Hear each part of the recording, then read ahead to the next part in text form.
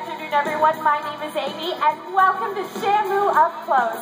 It is a privilege for all of us to connect with, care for, and celebrate SeaWorld's killer whales. For nearly 50 years, we have been honored to raise public awareness about these animals and how we are all connected to our one ocean. We hope that over the next few minutes we can share with you even more about SeaWorld's whales and what they represent as the ocean's ambassadors. Now, no one understands the power of this wondrous connection between people and killer whales, as well as our SeaWorld trainers. And here's Ben to tell us more. Thank you so much, Amy. Hi, everyone. It is great to see all of you with us today. Now, the first obvious question you might have is, why are we not sitting in that huge stadium right over there? Well, that's an excellent question. In order to maintain the health and well-being of our animals, we periodically perform routine maintenance here at the park. Make sure everything is absolutely at its best.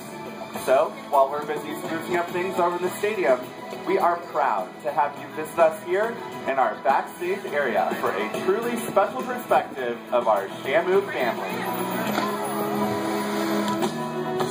Now, it's a privilege for all of us to work alongside the killer whales, but animal training is just a part of the multifaceted team responsible for their health, care, and well-being. All right, in the pool right now, we have 2 of our female whales. There are 7 whales in total here in Orlando. You're going to have the opportunity to see 2 of them right now in this interaction.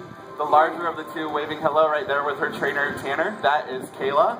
Kayla's about 24 years old, and she's easily identified because she has 2 notches on the back of her dorsal fin. She also has 1 freckle on her lower jaw. And the other littler whale in here is Malia. Malia's about 6 years old, and she's going to be working on a new behavior today that I'm going to be explaining to you in just a little bit.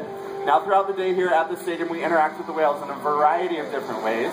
In the morning, they get what's called our husbandry session, where they get their teeth brushed, they might do a voluntary blood draw, anything that we need to do to help us take better care of the animals and make sure they're completely healthy every single day. We also do exercise sessions, relate sessions, play sessions, building our relationships with them, all different kinds of things.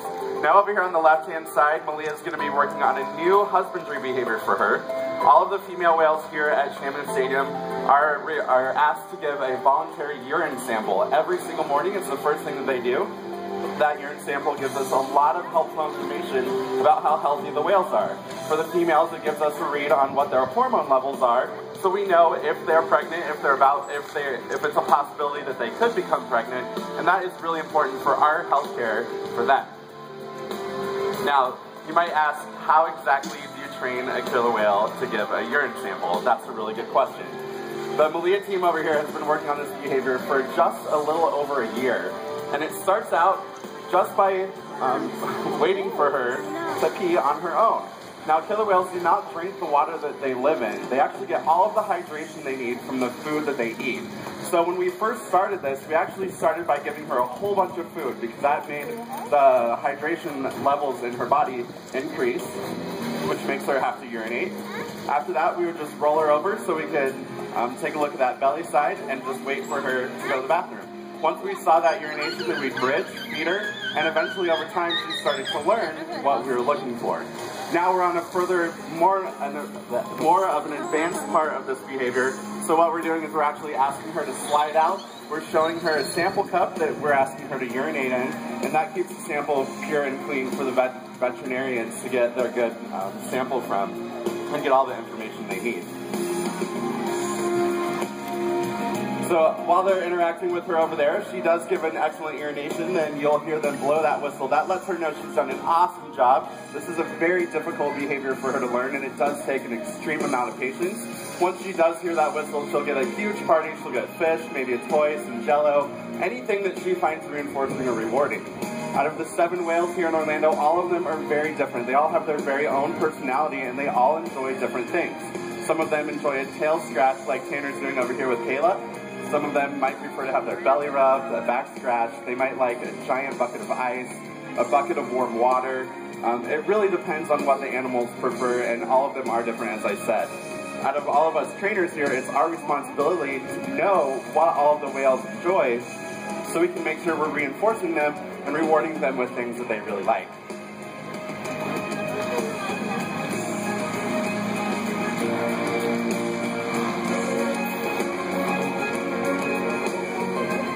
right here has worked with Kayla for a number of years. He has an excellent relationship with her, and he still gets to spend time just working on that relationship with her and building that time just kind of hanging out and interacting with each other. This is one of my favorite parts of the day here at the stadium.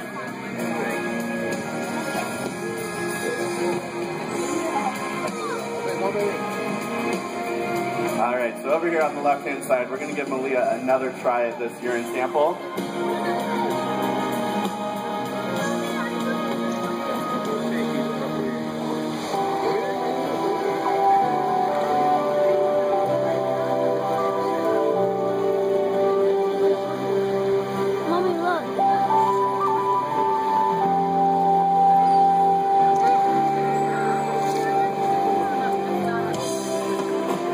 So she slid out there, you didn't hear that whistle, and actually right now what the trainers are going to do is take a little bit of a break. Now this is an excellent example of what happens when the whales don't do what we've asked them to do. Anytime that we're learning or anytime we're asking the whales to do anything, it's completely voluntary, and that choice is 100% up to them. So if they know how to do something and we ask them to do it and they don't want to do it, that's totally fine. And there's no way that you can make a 6,000-pound killer whale do anything that they don't want to do, and that's not what we want to do either. So, right now they're just going to give her a little bit of a break. This is a little bit of a different situation because Malia is still learning what we're asking her to do. So, because she did not give us that urine sample, we're just going to take a break. We're not going to draw any attention to it, and we'll step up in a little bit and try again. Now, as the whales are swimming around, you can see that black and white coloration of them. That does serve them a purpose out in the oceans. If you're above them and you're looking down, their black back helps blend in with the depth of the ocean below them, and their white belly will blend in with the sky if you're underneath them looking up. So that helps them camouflage a little bit. Just a little while ago, we had our little calf Makayo in here. He's pretty easy to identify because he's actually not quite black and white yet. He's still a little bit of a brown and a cream color. Now that, for the calves, helps them blend in underneath their mothers as they're swimming around. But as he gets older, he will get that black and white coloration that we all know killer whales to have.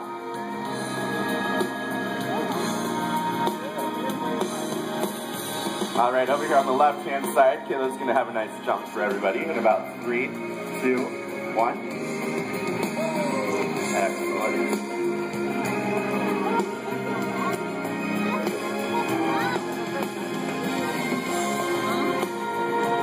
And all the way over there on the far right-hand side comes Malia. Awesome. Now we hope that you've all learned or enjoyed learning just a little bit more about our killer whales.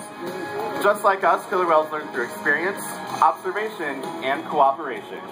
So in others, see you and I taking care of the environment, like picking up trash on the beach, it inspires them to start making positive choices too.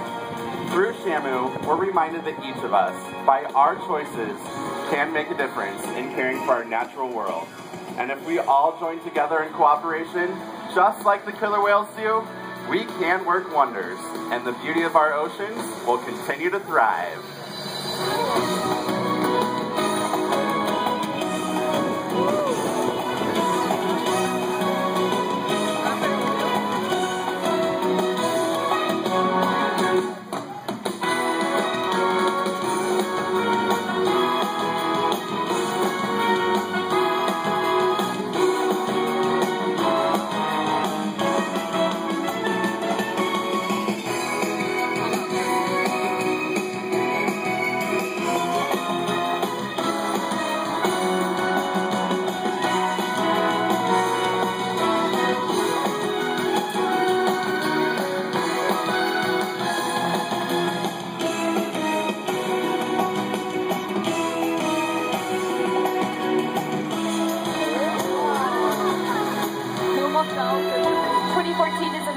Here for our SeaWorld family of parks.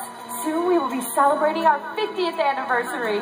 The work being done here at Shamu Stadium is just a part of what promises to be the most exciting time in SeaWorld's history. We hope you can join us again soon for the next amazing chapter in the SeaWorld story. On behalf of all of us here at Shamu Stadium, our Shamu family, as well as our trainers, we hope you enjoyed Shamu up close and have a whale of a day right here at SeaWorld. Have a great day, everyone.